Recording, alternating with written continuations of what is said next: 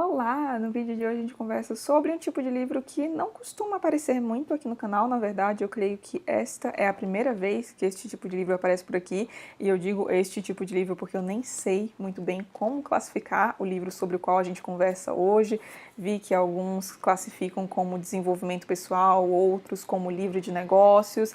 Mas, na minha opinião, ele não se encaixa tão bem nessas categorias. Mas, de todo modo, estamos falando de Antifrágil, de Nassim Taleb. Nassim Taleb, caso você não conheça, é um matemático de formação e ele atuou por bastante tempo no mercado financeiro, principalmente com análise e gestão de riscos, e aí dá pra gente entender boa parte dos interesses dele, por que ele aborda os temas que ele aborda. Daqui a pouco a gente conversa melhor sobre isso, mas atualmente ele atua principalmente como escritor. E ele tem muito sucesso na sua carreira de escritor. Este livro aqui, por exemplo, é um best-seller e os principais livros dele formam uma série chamada Incerto, acho que se pronuncia assim, ele pega do italiano, pelo que eu vi, e dentre esses livros que formam essa série, os mais famosos são Antifrágil e A Lógica do Cisne Negro. E pelo que eu li aqui, o Taleb defende que não há uma ordem lógica a ser seguida nessa série, que você não precisa ter lido um livro para entender o outro, por exemplo, mas este aqui não é o primeiro livro que eu leio do Taleb. Eu já li A Lógica do Cisne Negro e, na minha opinião, é bem legal ler A Lógica do Cisne Negro antes de ler Antifrágil. Ter lido A Lógica do Cisne Negro me fez compreender com mais facilidade alguns dos conceitos que ele apresenta aqui, porque são conceitos que, na verdade, são apresentados inicialmente no A Lógica do Cisne Negro. E, para a gente falar de Antifrágil, eu queria falar, então, do conceito de cisne negro. Porque o que acontece? Por muito tempo, na Europa, se acreditou que todos os cisnes eram brancos. Porque, afinal de contas, ninguém nunca tinha visto um cisne de outra cor, então todos os cisnes eram brancos. Até que vai um explorador para a Austrália e lá vê cisnes negros, ou seja, cisnes negros existem. E tendo como base essa historinha, dá pra gente entender melhor o cisne negro do Taleb. Porque o que é o cisne negro pro Taleb? É um evento que é altamente imprevisível, mas que tem consequências em larga escala. E aí, pra gente citar na prática exemplos de cisne negro. Crise de 2008, que foi um evento que ninguém preveu e que gerou inúmeros choques na economia mundial. A própria pandemia de Covid-19 é um cisne negro, porque foi também um evento que ninguém conseguiu prever e que gerou e gera consequências até agora. E aí a gente começa a se aproximar do conceito de antifrágil, porque quando esses cisnes negros acontecem, que geralmente são crises, há aqueles que sucumbem diante da crise, há aqueles que conseguem passar incólumes por essas crises, mas há aqueles que não somente sobrevivem, mas saem mais fortes dessa crise. E esse seria o antifrágil, que é o termo que o Taleb cunha para ser o exato oposto de frágil. E aí você pode falar, Paloma, como assim? Mas isso já existe, essa palavra já existe. Por exemplo, robustez, resiliência, e não é o exato oposto. E o Taleb pensou nisso, tanto que ele propõe algo que se chama a tríade. E essa tríade é formada de 3 elementos, então a gente tem o frágil, o robusto e o antifrágil. Indo para exemplos práticos para a gente entender melhor esses conceitos. Quando a gente pensa em algo frágil, a gente pode pensar, por exemplo, numa taça de vidro, que se submetida a um certo nível de pressão, que nem precisa ser muito forte, facilmente se quebra. Então é aquele tipo de coisa que, quando submetida a um baixo grau de estresse, já se quebra. Aí, em robusto, a gente pode pensar, por exemplo, num bloco maciço de ferro que sofre uma marretada. Então, você tem um bloco de ferro, dá uma marretada nele, ele muito provavelmente não vai ser deformado, mas também não vai evoluir a partir disso, vai ficar igualzinho. E aí a gente tem como exemplo de antifrágil, que é o primeiro exemplo, se eu não me engano, que o Taleb dá aqui, a Hidra de Lerna. Caso você não esteja familiarizado com a mitologia da Hidra, eu vou deixar uma foto aqui, mas é basicamente um ser que, ao ter sua cabeça cortada, consegue fazer crescer 2 ou 3 cabeças no lugar.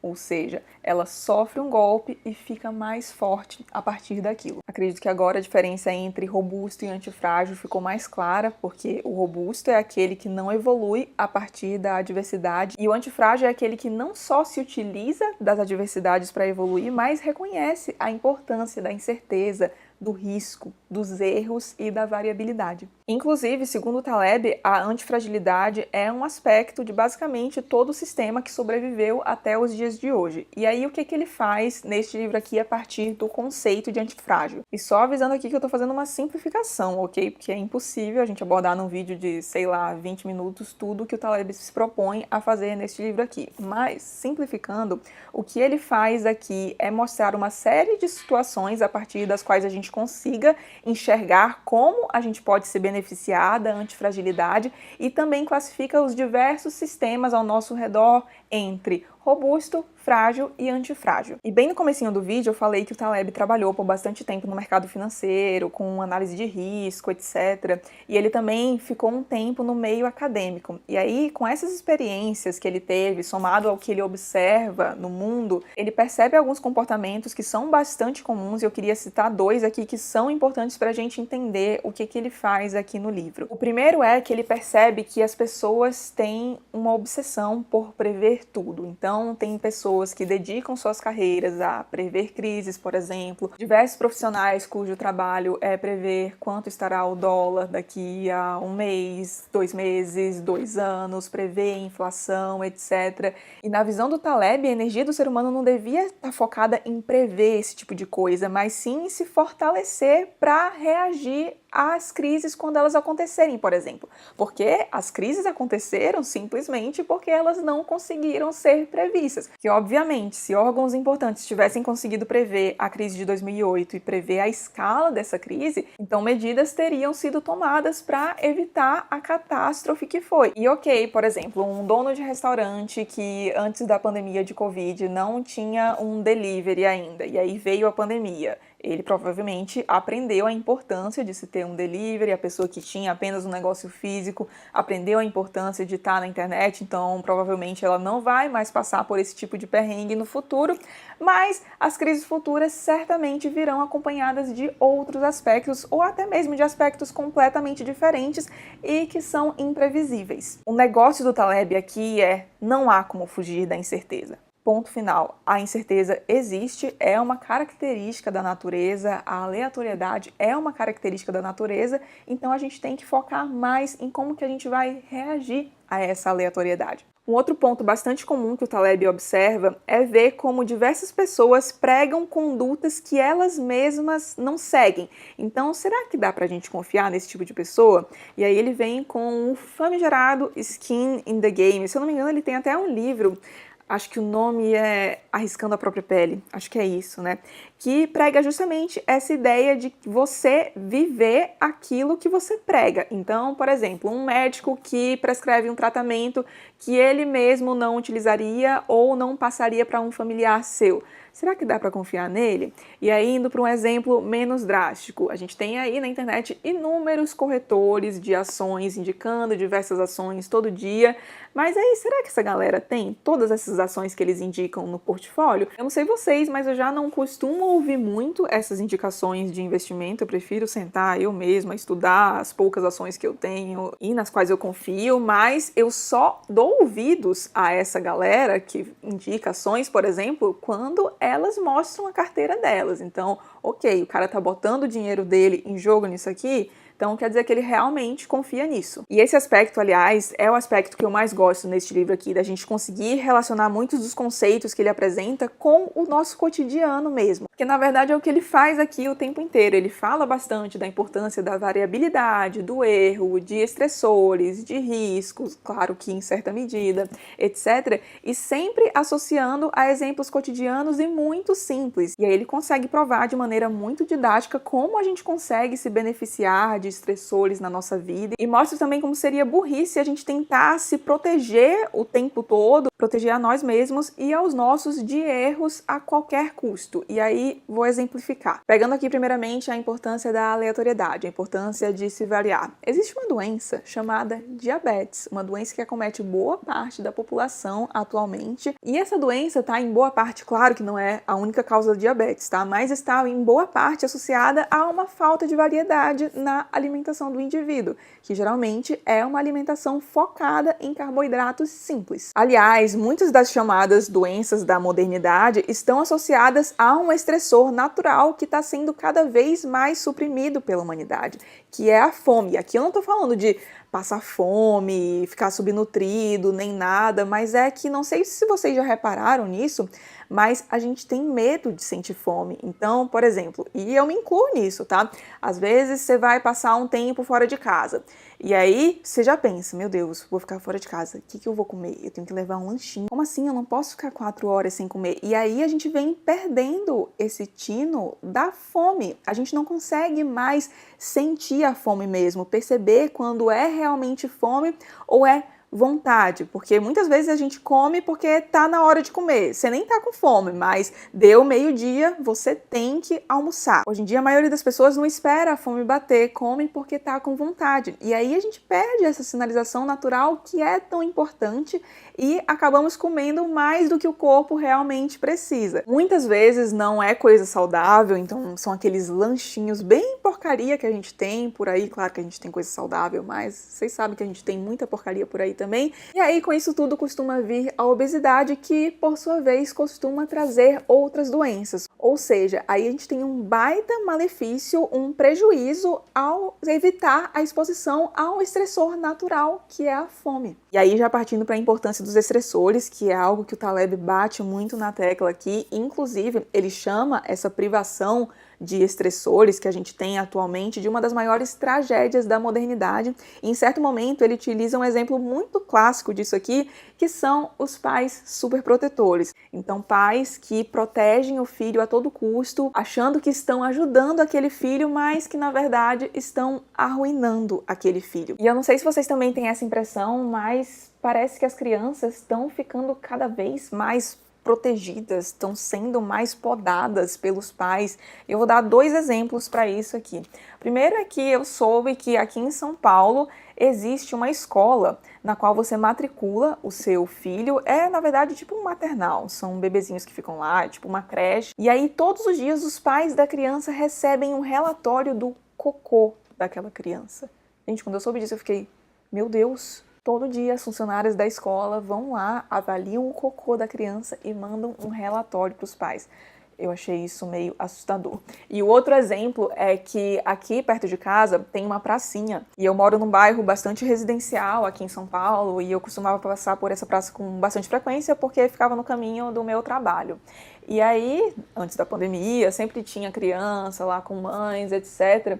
E eu ficava meio assustada vendo às vezes, porque as crianças estavam brincando de algumas coisas que não eram nada grave. Se tivesse um acidente ali, no máximo a criança ia se ralar, se bater, mas nada muito grave.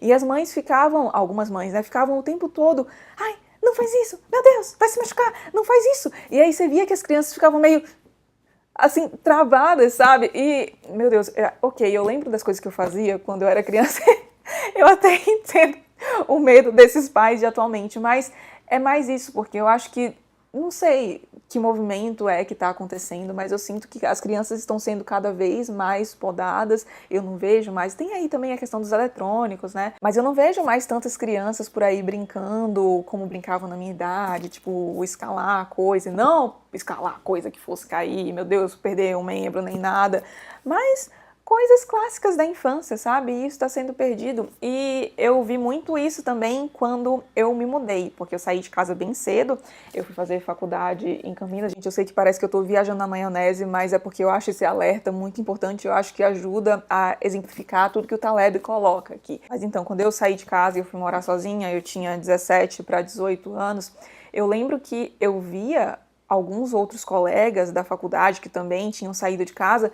E eu fiquei, gente, meu Deus do céu, mas o que os pais ensinaram para essa criatura? Porque eram claramente pessoas que foram extremamente mimadas e protegidas pelos pais a vida inteira. E aí, quando chega a vida adulta, a pessoa não sabe como reagir a nada, não tem iniciativa. Então, nossa, eu lembro que quando eu me mudei, eu fiquei, meu Deus, meus pais, muito obrigada por não terem passado tanto a mão na minha cabeça. Meus pais poderiam ter passado muito mais a mão na minha cabeça do que eles passaram. Tinha algumas situações que eles faziam a gente passar e eu não entendia o porquê. Eu até falava, mas não precisa fazer isso, a gente tem dinheiro para pagar alguém para fazer isso. E às vezes eu vejo mães dizendo, ai não, meu filhinho, não vai lavar louça aqui não, como assim? E são essas coisas pequenas que parecem pequenas, mas que no futuro fazem muita diferença. Gente, o que estão fazendo com essa geração? Porque assim, é uma galera que não sabe ter iniciativa, não sabe nem usar o Google direito. Eu vou parar de falar por aqui que o sangue já começa a subir. Mas, enfim, tenho filhos? Não. Mas, como filha, queria dar um alerta aí aos pais para a importância de vocês não protegerem o filho o tempo inteiro, porque é importante a gente levar esses tombos, sabe? Porque depois, quando vier a vida adulta, a gente estiver no mercado de trabalho, e aí se a gente não tiver tomado umas porradas da vida, vai ser muito mais difícil de se adaptar. Então, ok, encerrando essa parte dos estressores. E outro exemplo que o Taleb dá aqui é da inovação, que geralmente a inovação surge de apuros, surge de situações de crises. Quantas tecnologias não foram possibilitadas por causa das guerras mundiais, que as pessoas precisavam de algumas coisas e aí foram atrás de desenvolver essas coisas? A gente tem um exemplo muito claro agora, por exemplo, acontecendo. A gente teve uma vacina aí desenvolvida super rápido, uma vacina que se mostra eficaz e que foi frente a uma situação de crise e que, bom, não sou médica, nem cientista, nem nada, mas eu imagino que deva ter trazido muito avanço para a ciência, para a pesquisa científica, etc. E tudo isso veio a partir de uma situação de crise, de um cisne negro, como diria Nassim Taleb. Se a gente pensar, faz muito sentido esse tipo de coisa, porque uma coisa é você querer algo e outra coisa é você precisar de algo. E muitas vezes quando a gente se vê numa situação de crise, diante de um estressor, a gente precisa fazer alguma coisa. E aí os incentivos mudam completamente. E, economista que sou, sei muito bem que o ser humano reage a incentivos. Uma das maiores mensagens que ficou para mim a partir da leitura deste livro aqui é que os sistemas, e não só os sistemas, mas o ser humano, precisa de desafios para melhorar, precisa de certo grau de desconforto, e é triste ver como a dificuldade, tudo aquilo que incorre certo grau de dificuldade, está sendo visto como algo que deve ser evitado a todo custo, sendo que os antigos já sabiam muito bem que não era bem assim. A gente tem alguns exemplos, por exemplo, da engenharia romana, que, por exemplo, um engenheiro ia projetar uma ponte. Ele tinha que morar debaixo daquela ponte por algum tempo, então era bom que ele construísse algo realmente de qualidade, porque senão o negócio ia cair em cima da cabeça dele enquanto ele dormia, provavelmente. Então aí a gente tem aquela ideia do skin in the game. Outra ideia que vem desde a antiguidade é a ideia de hormese, que é quando certas doses de venenos, pequenas doses de uma substância maléfica, acabam gerando benefícios. Jesus amado, veio uma claridade agora que a luz vai ficar variando um pouco, tá? Mas a gente pode pegar, por exemplo, para fazer um paralelo com isso, a ideia de jejum, que é você se privar do alimento por certo tempo, às vezes por mais tempo do que é comum, que geralmente são umas 4, 5 horas sem comer, e isso gera benefício para muitos organismos. E eu digo para muitos porque, para certos casos, o jejum não é indicado, mas para uma grande parcela da sociedade, o jejum é sim muito benéfico. E é claro, não custa lembrar, e o Taleb deixa isso muito claro aqui, que o ser humano se beneficia dos estressores até certo nível. Então, por exemplo, se você, assim como eu, corre, você correr uma vez por semana num ritmo que é bastante desconfortável para você, então numa velocidade mais rápida do que você costuma correr, é essencial para que você consiga melhorar a sua performance caso você deseje. Então geralmente você tem ali uma vez na semana o famigerado treino de tiros, mas que eu não vou falar treino de tiros, senão meu treinador me mata, é o famoso treino intervalado, no qual você tem alguns estímulos de velocidade maior, só que é benéfico em pequenas doses, porque se você correr muito forte todo dia, é muito provável que você vá se lesionar. E aí você não vai colher o benefício, não é? Mas é fato que certo grau de instabilidade, certa exposição a erro é sim importante. Até porque, estando exposto a pequenos erros, você consegue melhorar diversas coisinhas e a partir daí ficar mais forte. E aí, quem sabe, não somente resistir, mas até ficar melhor a partir da ocorrência de um cisne negro.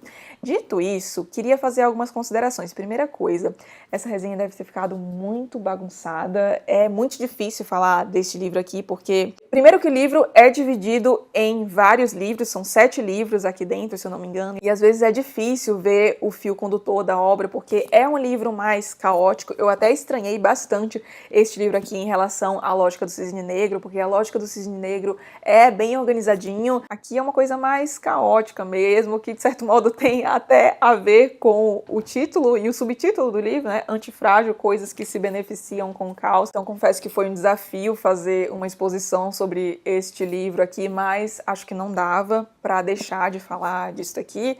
E bom, feito esse meia-culpa, vamos lá para algumas considerações que eu tenho a fazer sobre o livro. Primeira coisa, é impressionante ver a erudição do Taleb. O Taleb manja de muita coisa, ele fala de economia, fala de política, ele lê muito, ele traça diversas referências, desde cultura, mais alta cultura mesmo, até a cultura mais popular. E a partir de toda essa bagagem dele, ele consegue explicar os termos de uma forma bastante didática, linkando com várias situações com as quais a gente consegue se reconhecer. E aí ele fala como que países, diversos sistemas, seres humanos, etc., conseguem se beneficiar da antifragilidade, exemplifica tudo isso muito bem. Este livro aqui é aquele tipo de livro ao qual você pode retornar inúmeras vezes, que você sempre vai ter algo novo para absorver. É uma coisa muito rica mesmo. Certamente voltarei aqui algumas vezes, fiz várias marcações e pretendo voltar nelas de vez em quando. Entretanto, na minha opinião, este livro aqui poderia facilmente ter, eu diria, umas 200 páginas a menos, talvez, sem qualquer prejuízo de entendimento de conceitos, porque